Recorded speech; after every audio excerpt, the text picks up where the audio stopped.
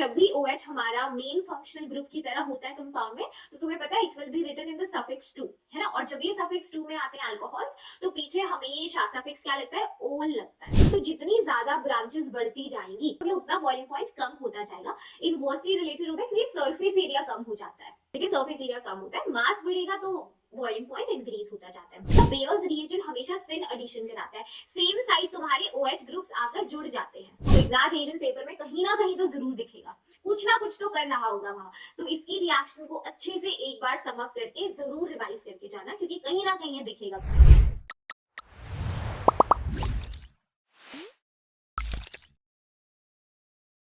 Hey guys, hi, welcome to Vedantu. I hope आप सब बहुत अच्छे हैं। So आज के सेशन में हम लोग क्विकली रिवाइज करने वाले हैं अल्कोहल्स, फिनॉल्स और ईथर्स को for the JEE mains exam. Okay, so बहुत बड़ा सेशन नहीं होगा, छोटू सा होगा। The main objective would be कि आपको हैंड रिटन नोट्स प्रोवाइड करना और एक क्विक रिविजन देना इस चैप्टर के लिए, ताकि एग्जाम में आप आराम से अपना क्वेश्चन बना पाए। ठीक है, तो शिल्पी मैम के साथ शुरू करते हैं सेशन। और हाँ, ये बात इंपॉर्टेंट है कि मैम नोट्स कहाँ से लेंगे, क्या साथ साथ नोट्स बनाए आपके, तो नहीं, साथ में सिर्फ सुनो शिल्पी मैम को, सिर्फ टॉपिक पे ध्यान दो, उसे समझो, है ना। क्विकली रिएजेंट्स देख लेंगे हम, इसमें नेम रिएक्शंस कौन सी हैं, कौन सी पेपर में आ सकती है, वो सब मैम बता देंगी।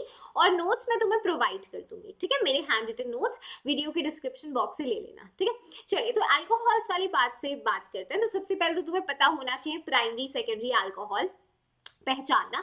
तो जब भी तुम्हारा हाइड्रोक्सिल ग्रुप, हाइड्रोक्सिल कौन सा है, OH ग्रुप, किसी प्राइमरी कार्बन से जुड़ा हुआ होगा, तो वो तुम्हारा अल्कोहल प्राइमरी अल्कोहल कहलाएगा। ठीक है, जैसे यहाँ पर देखो OH ग्रुप एक प्राइमरी, एक ऐसे कार्बन से जुड़ा है जो सिर्फ एक ही कार्बन से जुड़ा हुआ है ना। तो ये प्राइमरी कार्बन है, इससे जुड़ा तुम्हारा OH जो होगा प्राइमरी अल्कोहल होगा। ठीक है, ऐसे ही अगर मान लो कभी तुम्हारा हाइड्रोक्सिल ग्रुप कोई सेकेंडरी कार्बन से अटैच्ड है, जैसे यहाँ पे देखो ये कार्बन सेकेंडरी है क्योंकि ये दो कार्बन चेन से, है ना, दो कार्बन एटम से कनेक्टेड है, तो दिस इज सेकेंडरी कार्बन, तो इससे जुड़ा OH ये हमारा सेकेंडरी अल्कोहल है। ऐसे टर्शियरी अल्कोहल वो होता है जो OH ग्रुप टर्शियरी कार्बन से जुड़ा होता है, इसमें कोई कंफ्यूजन नहीं है ना। जब हम नाम देते हैं अल्कोहल्स को, तो स्पेसिफिकली अगर मैम IUPAC की बात करते हैं, तो जब भी OH हमारा मेन फंक्शनल ग्रुप की तरह होता है कंपाउंड में, तो तुम्हें पता है it will be written in the suffix 2, है ना। और जब ये सफिक्स 2 में आते हैं अल्कोहल्स, तो पीछे हमेशा सफिक्स क्या लगता है, ओल लगता है। कॉमन नाम आसान होता है, कॉमन नाम में पहले अपने को एल्काइल ग्रुप लिखना होता है और लास्ट में अल्कोहल जोड़ देना है पीछे। सो लाइक नॉट कॉमनली, मतलब पेपर में अगर पूछता है कभी कभार IUPAC, तो तुम्हें पता है अल्कोहल्स के लिए ओल होगा सफिक्स, है ना। अच्छा, अगर मान लो ये मेन फंक्शनल ग्रुप की तरह नहीं होता OH ग्रुप, मान लो एक कंपाउंड है उसके अंदर कार्बोक्सिलिक मेन फंक्शनल ग्रुप है क्योंकि उसकी प्रायोरिटी ज्यादा है, तो उस केस में इसके लिए प्रीफिक्स हाइड्रोक्सी यूज होता है। ओके, सॉर्टेड है, ये पता है तुम्हें।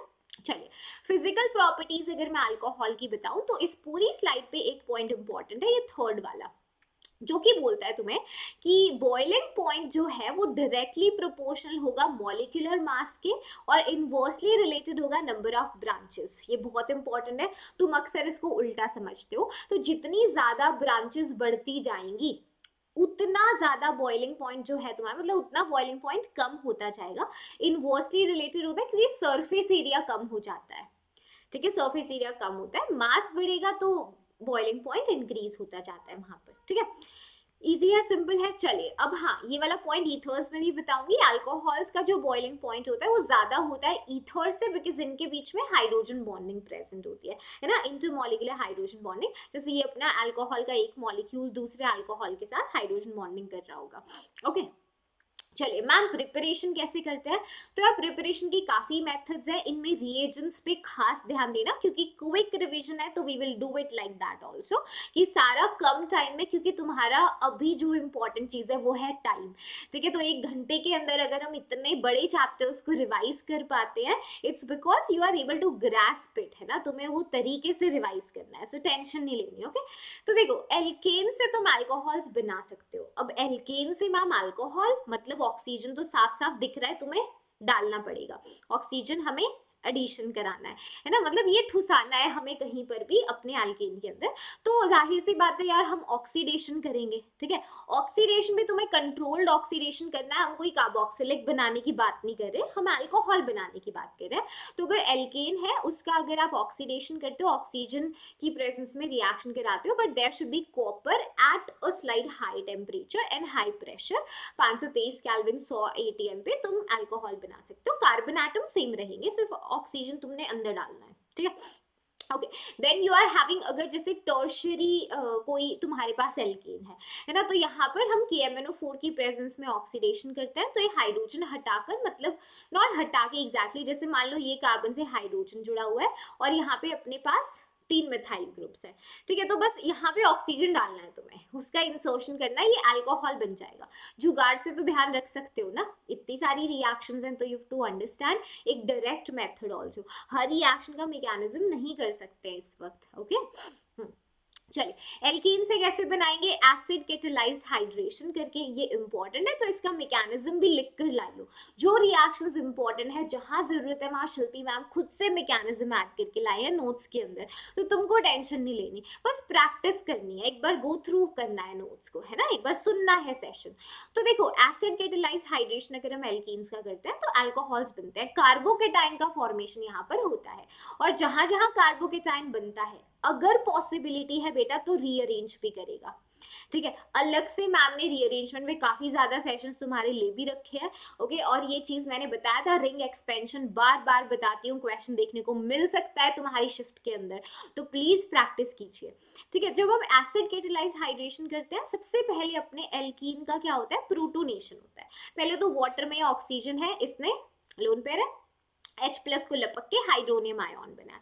अब ये हाइड्रोनियम चला एल्कीन से रिएक्ट करने, ठीक है। अब एल्कीन तुम्हें पता है इलेक्ट्रॉन रिच सिस्टम है, ये H प्लस को एब्स्ट्रैक्ट करता है, यहाँ से water a good leaving group निकल के, वाटर तो हमेशा जहाँ निकल रहा है H2O, टाटा बाय बाय कह के, बाय अच्छा चलता हूँ, दुआओं में याद रखना, ये निकल लेगा वहां से, राइट। तो तुम्हारे पास बना अब कार्बोकेटाइन, अब ये कार्बोकेटाइन का तुम्हें ध्यान रखना है, रीअरेंजमेंट होगा तो फिर अटैक होगा न्यूक्लियोफाइल का, यहाँ पे वाटर ही है ना, तो न्यूक्लियोफिलिक अटैक वाटर का होगा कार्बोकेटाइन पे, अपने पास अल्कोहल बन रहा है, सॉर्टेड है, कोई दिक्कत नहीं है इसमें, यस। चलिए, दूसरा देखो, अगर हम एसिड कैटेलाइज्ड हाइड्रेशन करते हैं लास्ट में, अब ये डीप्रोटोनेशन कर देना H को निकाल के ठीक है, डीप्रोटोनेशन हमने कर दिया और अपना हाइड्रोनियम वापस निकल गया, we are getting our alcohol, simple है, यस। चलिए, ये बहुत प्रैक्टिस कर चुके हो तुम।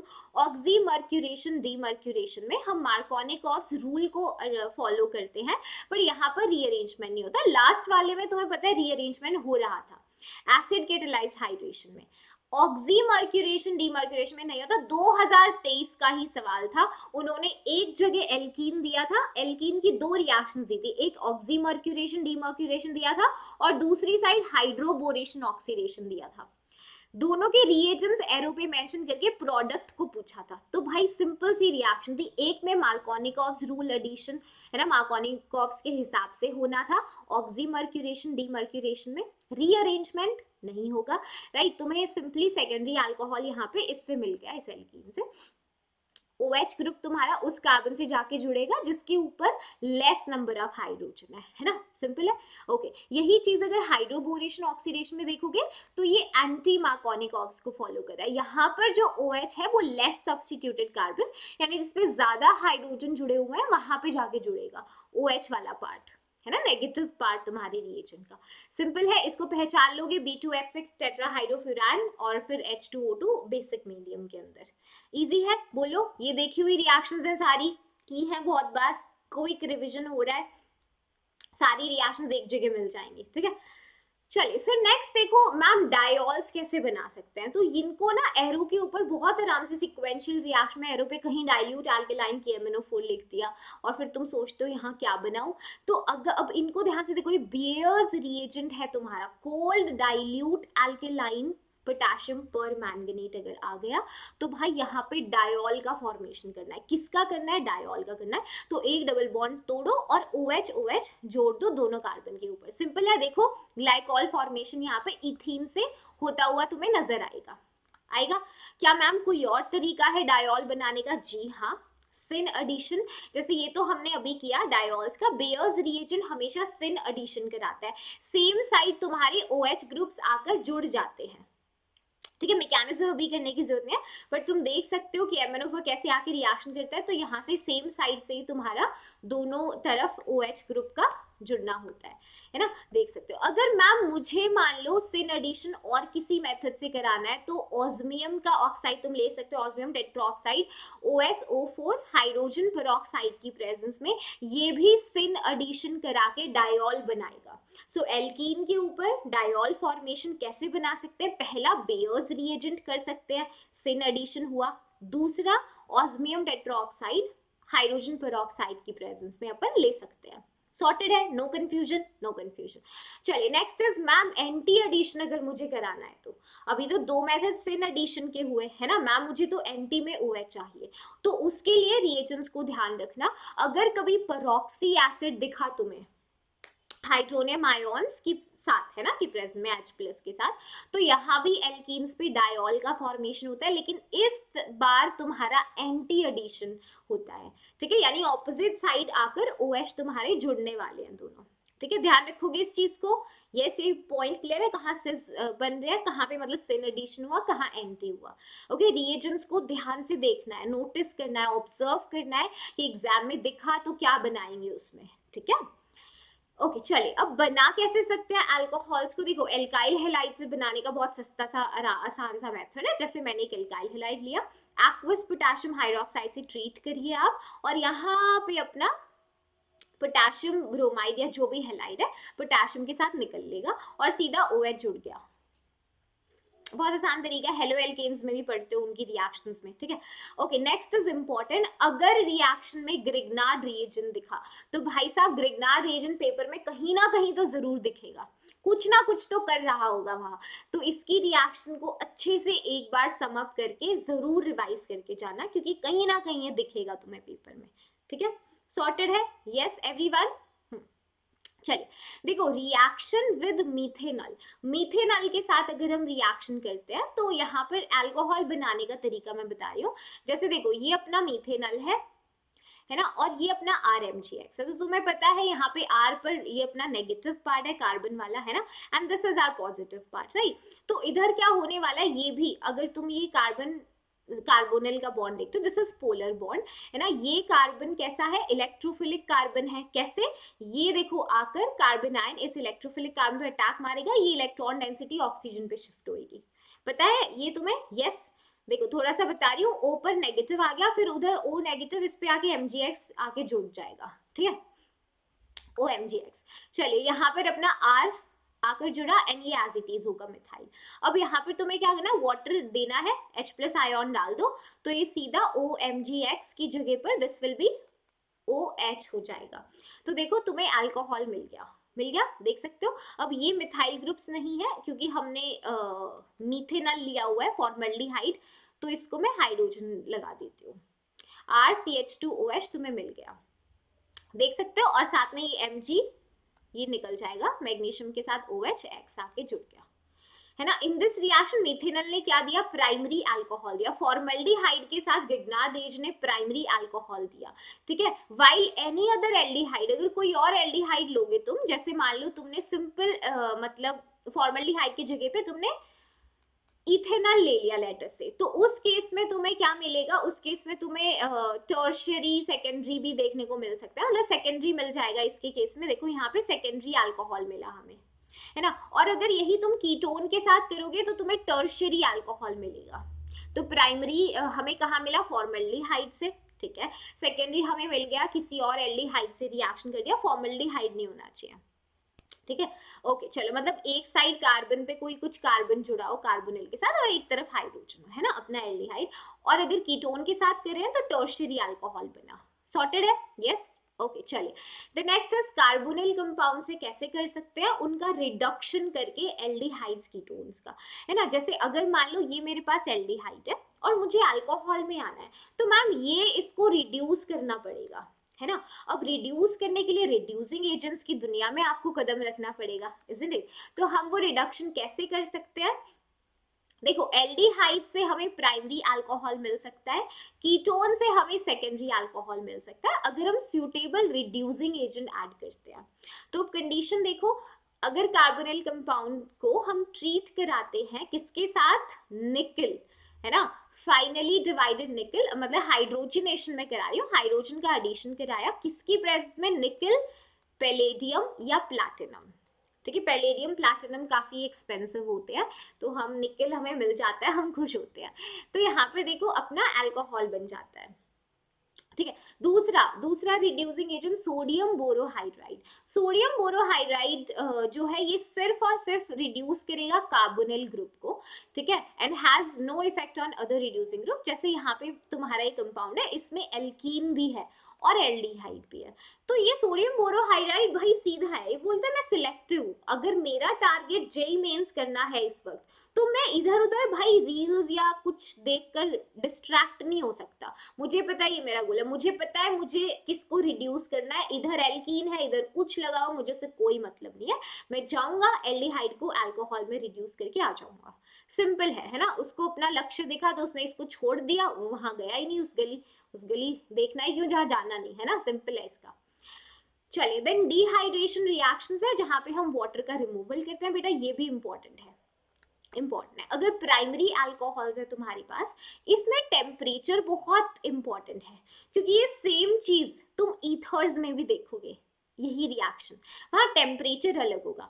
ठीक है, तो प्राइमरी अल्कोहल्स को जब तुम कॉन्सेंट्रेटेड सल्फ्यूरिक एसिड के साथ हीट करते हो अराउंड 433 से 443 केल्विन पे, तो उनका हो जाता है इंट्रामोलिकुलर डिहाइड्रेशन और एल्कीन का फॉर्मेशन होगा। वाटर निकालना है, एल्कीन बनाना है, सिंपल।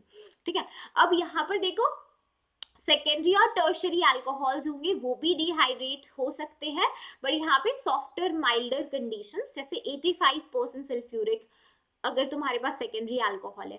टर्शरी अल्कोहल से एल्कीन में आना है डिहाइड्रेशन, तो सिर्फ 20% सल्फ्यूरिक काफी है, समझ रहे हो। तो ease of dehydration of alcohol कभी पेपर में पूछे तो टर्शरी अल्कोहल के लिए सबसे कम हमारा खर्चा हो रहा है बाहर से, फिर सेकेंडरी है अपना और फिर प्राइमरी है। सॉर्टेड है, यस।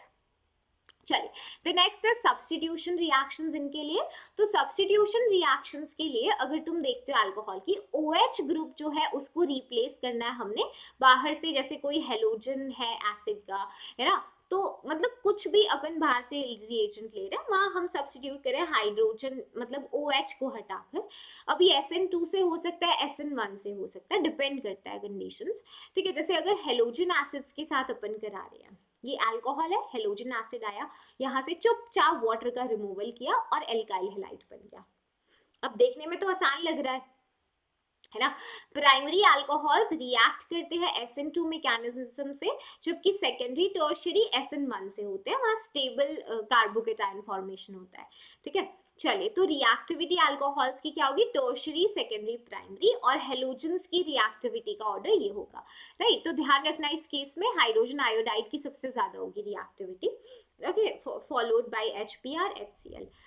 ओके, अब यहाँ पर देखो सब्स्टिट्यूशन रिएक्शन में PCl3 अगर तुम्हें दिखे अल्कोहल के साथ, ये दिख जाता है पेपर के अंदर, एरो पे कहीं लिखा होगा, तो कुछ नहीं करना, तुम्हें सिंपल OH हटाओ, Cl को सब्स्टिट्यूट करा दो। ये मेथड टर्शरी अल्कोहल्स में तुम्हारा यूज नहीं हो पाएगा, ठीक है, और इसमें ना ही कोई कार्बोकेटायन रीअरेंजमेंट होता है। ओके, ठीक है, तो ध्यान रखना इस चीज को, पॉइंट्स छोटे छोटे।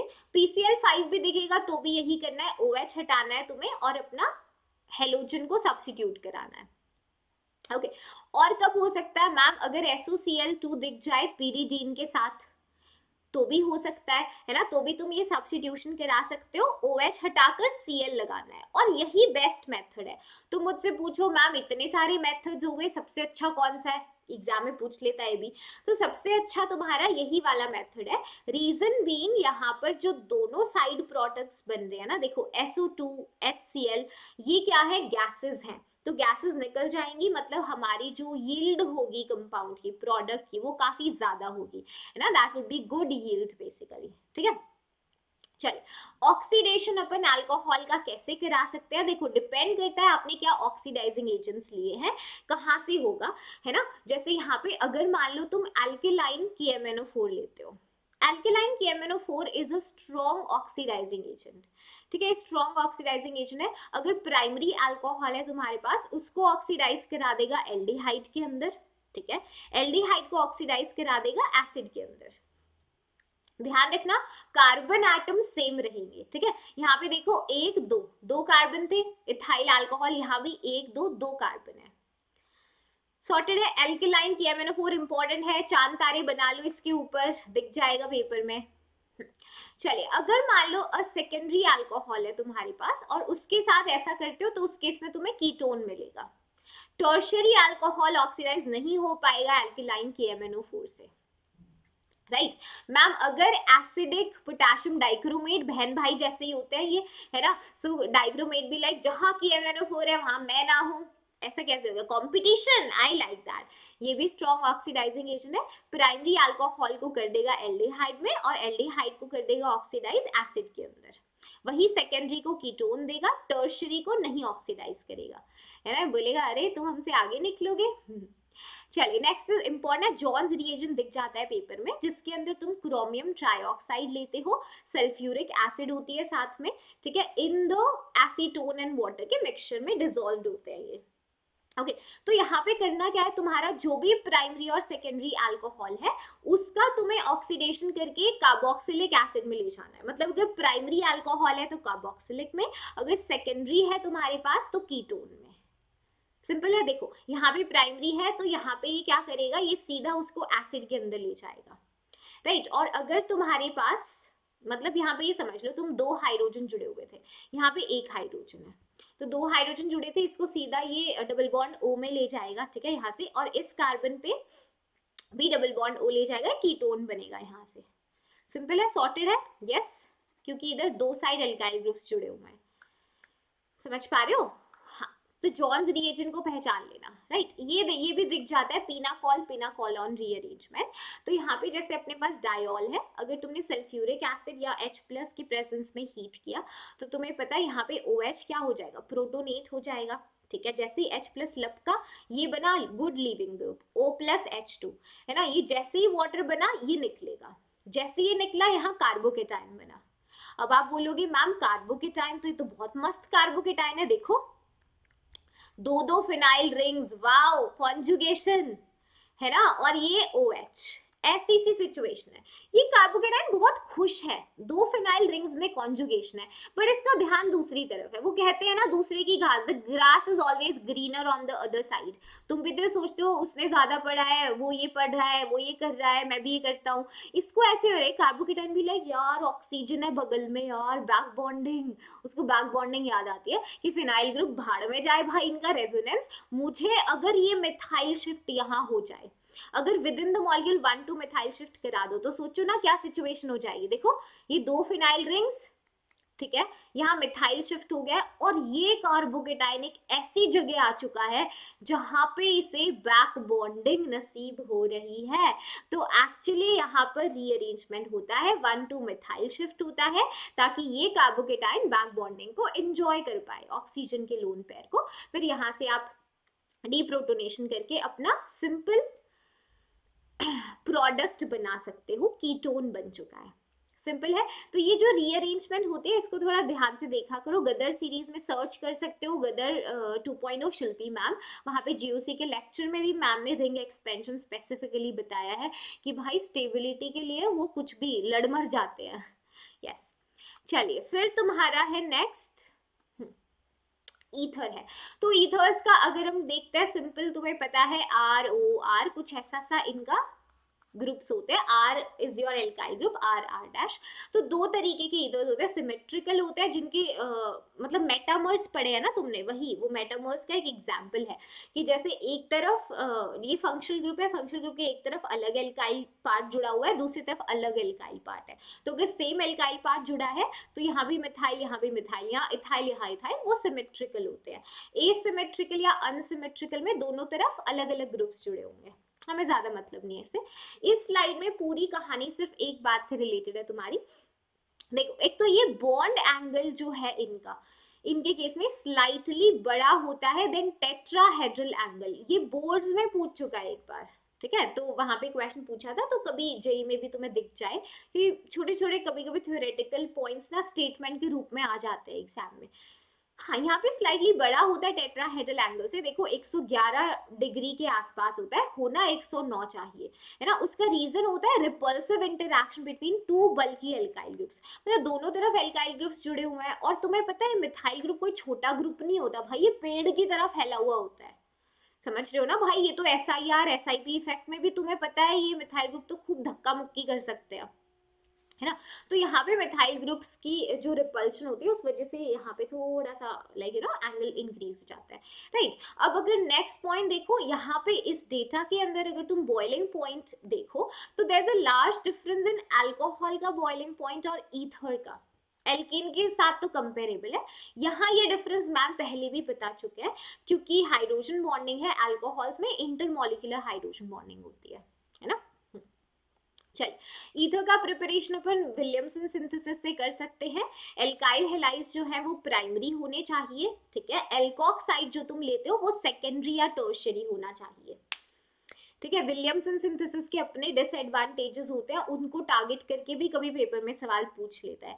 तो ध्यान रखना, जब मैंने अल्कोहल्स फिनॉल्स पे गदर सीरीज ली थी वहां मैंने विलियमसन को एक टाइप बताया था स्पेशल, और वहां बताया था एक क्वेश्चन की देखो इन केसेस में नहीं हो पाएगा, ये रिएक्शन पूछी हुई थी पिछले साल एग्जाम में, तो इस रिएक्शन को प्लीज ध्यान से देखना और कंडीशंस इसकी ध्यान रखना, ठीक है। चलो देखो ये यहाँ पर भी रिएक्शन आ गई डिहाइड्रेशन अल्कोहल का।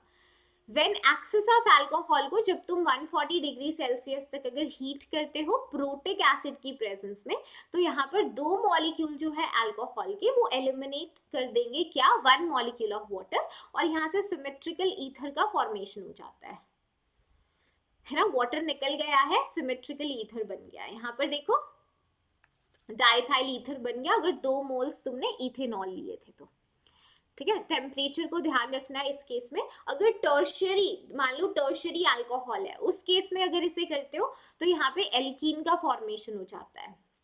तो डिहाइड्रेशन ऑफ अल्कोहल्स का ऑर्डर भी ध्यान रखना, प्राइमरी फिर सेकेंडरी और टर्शियरी लास्ट में होता है, क्योंकि इसमें तो एल्कीन फॉर्मेशन हो गया सीधा, ठीक है। टेम्परेचर कंडीशन इंपॉर्टेंट है, राइट। चलिए ईथर्स में तुम इपॉक्साइड भी पढ़ते हो, जो स्ट्रेन्ड ईथर्स होते हैं और ये ज्यादा रिएक्टिव होते हैं नॉर्मल ईथर से, बिकॉज इनको होता है यार ये बस तोड़ के निकलना है हमें, है ना। तो हमें छोड़ना है ये 3 मेंबर्ड रिंग को, ये बहुत ही ज्यादा अनस्टेबल हमें बना रही है 3 मेंबर्ड की रिंग। तो इनकी जो रिएक्शंस भी देखते हो तुम वो हो जाती है आराम से। जैसे अगर पेरोक्सी एसिड्स में अगर तुम रिएक्शन कराते हो, तुम्हारे पास एक एल्कीन है, ठीक है, पेरोक्सी एसिड के साथ ट्रीट करते हो तो तुम्हें इपॉक्साइड का फॉर्मेशन होता है, राइट। ओके, ऐसे Ag2O सोडियम हाइड्रोक्साइड और इनके जो भी तुम्हारे सबस्ट्रेट है उनको ध्यान से ऑब्जर्व करना है, ठीक है। इपॉक्साइड्स के लिए इतना ज्यादा इंपॉर्टेंट नहीं है, करना चाहते हो कर लो, अगर स्किप करना है, टाइम नहीं है, पहले नहीं पढ़ा तो छोड़ सकते हो इसे, ठीक है। मैं बोल रही हूँ इट्स विल बी ओके, कोई बात नहीं, इतना रिस्क ले सकते हो इसमें। क्लीवेज इपॉक्साइड का एसिडिक मीडियम में क्लीवेज कहाँ से होगा ध्यान रखना है, SN1 मैकेनिज्म है। तो जब न्यूक्लियोफाइल आता है, देखो पहले तो ऑक्सीजन प्रोटोनेट हो गया, H+ ले लिया इसने, अब न्यूक्लियोफाइल ने आके अटैक करना है, ठीक है। न्यूक्लियोफाइल अटैक करता है ज्यादा सब्स्टिट्यूटेड कार्बन के ऊपर, जो मोर सब्स्टिट्यूटेड कार्बन है, जैसे यहाँ पर इस कार्बन पे ना कि इस पे, इसको छोड़ के लेस सब्स्टिट्यूट को छोड़ के मोर पे अटैक करेगा। रिंग यहाँ से खुली, यहाँ OH टर्मिनल दिखा, है ना। ये हम चेक भी कर सकते हैं आइसोटॉपिक फॉर्म लेकर ऑक्सीजन की, ऑक्सीजन 18 ले लो, तो जब हमने देखा कि अच्छा यहाँ पर OH एक्चुअली न्यूक्लियोफाइल 18 वाला यहाँ अगर जुड़ा है, तो मतलब उसने ज्यादा सब्स्टिट्यूटेड कार्बन के ऊपर अटैक मारा है, ठीक है। चलिए, तो लास्ट पार्ट अपना है फिनॉल्स का। तो फिनॉल्स के केस में तुम्हें कुछ चीजें जैसे एसिडिटी है फिनॉल की, जो इनकी रिएक्शंस हैं, है ना, अभी मैं दिखाती हूँ, वो थोड़ी इंपॉर्टेंट है। ये छोटे छोटे पॉइंट्स हैं कि इनकी मतलब एसिडिक कैरेक्टर तुम्हें फिनॉल में देखने को मिलता है। उसका एविडेंस भी है कि जब तुम इसे मेटल के साथ ट्रीट कराते हो तो जैसे एसिड्स रिएक्ट करते हैं, है ना, हाइड्रोजन इन्होंने रिलीज कर दिया है और यहाँ से तुम्हारा सोडियम फिनॉक्साइड सॉल्ट बन गया है। ऐसे ही सोडियम हाइड्रोक्साइड के साथ भी ये सॉल्ट और वाटर बना रहे हैं, तो मतलब पता चल रहा है ओके एसिडिक कैरेक्टर है फिनॉल के अंदर। Behaving like that. प्लस अगर जब भी तुम एसिडिटी की बात करते हो तो हम बोलते हैं जब भी कोई स्पीशीज H प्लस रिलीज करके जो कॉन्जुगेट बेस बनाती है, अगर वो कॉन्जुगेट बेस स्टेबलाइज हो रहा है तो वो स्पीशीज एसिडिक है ना, अच्छी खासी। तो यहाँ पर देखो O नेगेटिव ये कॉन्जुगेशन करता है रिंग में, देखो यहाँ पर है ना, तो फिनॉक्साइड आयन कॉन्जुगेशन करता है और स्टेबलाइज हो जाता है उस केस में। ओके चलिए, अगर हम बात करते हैं फिनॉल में, तो जो sp2 हाइब्रिडाइज्ड कार्बन होता है जहाँ पे OH जुड़ा हुआ है ना, it acts as an electron withdrawing group, ठीक है। रेजोनेंस स्ट्रक्चर में oxygen OH will be positive, मतलब तुम्हें पता है कि फिनॉल में वैसे तो ऑक्सीजन इलेक्ट्रोनेगेटिव है, तो माइनस आई तो कम होता है, डोमिनेटिंग इफेक्ट इनका प्लस M होता है क्योंकि लोन पेयर है इस पे। प्लस M माइनस M को तुम पहचान लिया करो, जब भी किसी रिंग से जैसे कोई स्पीशीज कनेक्टेड है जिस एटम से, पहले कनेक्टेड स्पीशीज पे अगर लोन पेयर दिख जाते हैं तो पक्का प्लस M कर रहा होगा वो, ठीक है। और अगर मान लो उस जुड़ी हुई स्पीशीज को पे डबल बॉन्ड दिख जाता है तो पक्का माइनस M कर रहा होगा, ओके। हाँ, प्लस M माइनस M है, जैसे हेलोजेंस का माइनस I जो है वो डोमिनेटिंग होता है, ये मैम ने पढ़ाया तुम्हें रेगुलर क्लासेस में, ये बताया मैम ने। रेजोनेंस होगा, फिनॉक्साइड जो है वो स्टेबलाइज होता है रेजोनेंस से। एसिडिटी फिनॉल की अपन एनहांस कर सकते हैं अगर हम इलेक्ट्रॉन विड्रॉइंग ग्रुप्स को अटैच करते हैं, जैसे नाइट्रो, कार्बोक्सिलिक, CN, है ना, ये क्या करेंगे, जो कॉन्जुगेट बेस है उसको स्टेबलाइज करेंगे, तो एसिडिटी इंक्रीज करते हैं। इलेक्ट्रॉन डोनेटिंग ग्रुप्स डिक्रीज करेंगे एसिडिटी, क्योंकि फिनॉक्साइड ऑलरेडी इलेक्ट्रॉन रिच है और उसको क्या करना है इलेक्ट्रॉन्स का, है ना। ओके, प्रिपरेशन कैसे कर सकते हैं फिनॉल्स का, कुछ इंपॉर्टेंट मेथड्स हैं, जैसे डाउस प्रोसेस है तुम्हारे पास, इसमें हम एल्केलाइन हाइड्रोलिसिस करते हैं क्लोरोबेंजीन की, ठीक है। अब यहाँ पर क्या होता है, लार्ज क्वांटिटीज आपको फिनॉल के बन जाते हैं by heating chlorobenzene with 10% solution of caustic soda और सोडियम कार्बोनेट, इतने कंडीशन के ऊपर, राइट। तो मतलब अच्छा खासा यील्ड मिल जाता है हमें फिनॉल्स का उस केस में। तो डाउस प्रोसेस को सीधा तुम याद रखना, इसको आगे एसिड से ट्रीट करके हमने फिनॉल निकाल लिया, ठीक है। मैकेनिज्म तुम्हारी प्रैक्टिस के लिए अटैच किया है, तो मैकेनिज्म देखो, बेंजाइन इंटरमीडिएट बनता है, सिर्फ इतना देख लेना कि डाउस प्रोसेस में इंटरमीडिएट क्या बना था, बेंजाइन बना था। पूरे मैकेनिज्म अब हर रिएक्शन के करने का पॉइंट नहीं है, ठीक है। फिर क्यूमीन प्रोसेस से होता है, जब तुम क्यूमीन लेते हो जो कि आइसोप्रोपाइल बेंजीन है तुम्हारा जो हमने बनाया, ठीक है, इसको ऑक्सीडाइज करते हो in the presence of air, cumene hydroperoxide बनता है, पेपर में पूछ चुका है क्या बनता है इस प्रोसेस में, क्यूमीन हाइड्रोपेरोक्साइड बनता है, ठीक है। अब इसको जब तुम H प्लस से ट्रीट कराओगे तो ये तुम्हें फिनॉल देगा, साइड प्रोडक्ट एसीटोन मिलेगा। It's a PYQ guys, cumene process में तो ना जाने कितनी बार सवाल पूछता है, तो इसका मैकेनिज्म भी शिल्पी मैम ने अटैच किया है, ठीक है, ताकि तुम नोट्स में तुम्हें किसी चीज की कमी महसूस ना हो। सॉर्टेड है। चलिए, ये भी पूछ चुका है, देखो PYQ है, तो सारी वो रिएक्शंस डालिए कि सेशन देखो तो फायदा ही होगा, नुकसान नहीं होगा, ना टाइम वेस्ट होगा। ओके, डाइजोनियम सॉल्ट से कैसे बना सकते हैं, तो डाइजोनियम इतनी आसान रिएक्शंस पूछता है मेन में। डाइजोनियम सॉल्ट तुमने लिया, ठीक है, जो कैसे बना होगा, जब तुम एक एरोमेटिक प्राइमरी अमाइन जैसे एनिलीन तुमने ले लिया और उसको नाइट्रस एसिड के साथ तुम ट्रीट करते हो या NaNO2 प्लस HCl के साथ, टेम्परेचर 0 से 5 डिग्री सेल्सियस तक ये होता है। बेंजीन डाइजोनियम क्लोराइड बना जिसके अंदर नाइट्रोजन गैस पे प्लस चार्ज है, तो सोचो कितना ही कमाल का लीविंग ग्रुप होगा भाई, इससे बढ़िया क्या ही होगा। तो थोड़ा सा वाटर भी उसको मिल गया, वो तभी फिनॉल बना लेगा। या डाइजोनियम से कितने सारे प्रोडक्ट्स तुम बना सकते हो, हर चैप्टर में देख ही रहे हो, है ना। चलो, एस्टेरिफिकेशन हो सकता है फिनॉल का, अगर जैसे तुमने कार्बोक्सिलिक एसिड के साथ ट्रीट किया है ना, तो तुम्हें क्या बनेगा, एस्टेरिफिकेशन, एस्टर फॉर्मेशन, जैसे फिनाइल एसीटेट यहाँ पर बन चुका है, ये रिएक्शन रिवर्सिबल होता है, तो इसके लिए ना वाटर को हमें निकालना पड़ता है, जैसे ही वाटर बना तो जल्दी से निकालो उसे, वरना रिएक्शन बैकवर्ड में चली जाएगी, ठीक है, समझ रहे हो। चलिए, तो यस, इसको ध्यान रखना। रिएक्शन फिनॉल की देखो जिंक के साथ बहुत कॉमन रिएक्शन है, जिंक डस्ट में थोड़ा सा हीट करो, फिनॉल सीधा बेंजीन देता है, जिंक ऑक्साइड बाहर निकल जाता है, यस। हाँ, चलो ये भी इंपॉर्टेंट है। देखो ब्रोमिनेशन की अगर हम बात करते हैं तो हमारा फिनॉल में ऑक्सीजन जो है this is ortho para directing group, है ना। और ये क्या कर रहा है, ये इलेक्ट्रॉन डेंसिटी बेंजीन रिंग के अंदर बढ़ा रहा है, मतलब इलेक्ट्रॉन डेंसिटी बेंजीन रिंग के अंदर इंक्रीज हो गई। तो फिनॉल ने क्या किया, मतलब phenol is actually activating the benzene ring towards electrophilic substitution reaction. वहां से इलेक्ट्रोफाइल आके सोच रहा होगा यार यहाँ तो मस्त, मतलब इतनी हाई इलेक्ट्रॉन डेंसिटी है तो कितना बढ़िया रिएक्शन होता होगा। तो अगर तुम्हें ध्यान देना है कि ये तो होती है, तो प्रोडक्ट भी ऑर्थो पैरा पोजीशंस पर आकर इलेक्ट्रोफाइल अटैक करना पसंद करता है, इलेक्ट्रॉन डेंसिटी वहां ज्यादा होती है ना, मेटा पे कम होती है।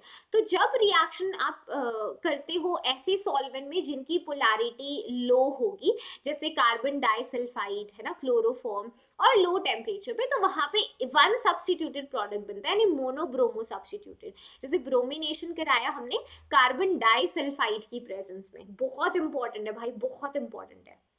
सिर्फ मोनोब्रोमो सब्स्टिट्यूटेड प्रोडक्ट बने, इसमें भी पैरा मेजर बनता है, ठीक है। अब यही चीज अगर तुम ब्रोमीन वाटर के साथ लेते तो यहाँ पे try bromo, try substituted product बनता 2,4,6 के ऊपर, ठीक है। तो उस चीज का डिफरेंस तुम्हें ध्यान रखना है। ऐसे ही तुम्हारा नाइट्रेशन है, फिनॉल यहाँ पर भी तुम्हारा देखो डाइल्यूट नाइट्रिक एसिड से रिएक्शन कराया लो टेम्परेचर पे, ऑर्थोपेरा नाइट्रोफिनॉल बने। ऑर्थोपेरा नाइट्रोफिनॉल से एक अच्छा क्वेश्चन पूछ लेता है एग्जाम में, इंट्रामॉलिक्यूलर हाइड्रोजन बॉन्डिंग हो रही है ऑर्थो वाले में और पैरा वाले में इंटर हो रही है। तो हमेशा ध्यान रखो इंटर को तोड़ने के लिए ज्यादा फोर्स लगती है एज कंपेयर टू इंट्रा के लिए। तो जब भी तुम बॉइलिंग पॉइंट कंपेयर कराओगे तो पैरा नाइट्रोफिनॉल का बॉइलिंग पॉइंट ज्यादा होगा तुम्हारे ऑर्थो नाइट्रोफिनॉल से, है ना। तो ज्यादा वॉलेटाइल कौन है, स्टीम वॉलेटाइल ऑर्थो नाइट्रोफिनॉल है, और जो तुम्हारा पैरा वाला है वो लेस वॉलेटाइल है, क्योंकि फोर्सेस ऑफ अट्रैक्शन ज्यादा है, ठीक है।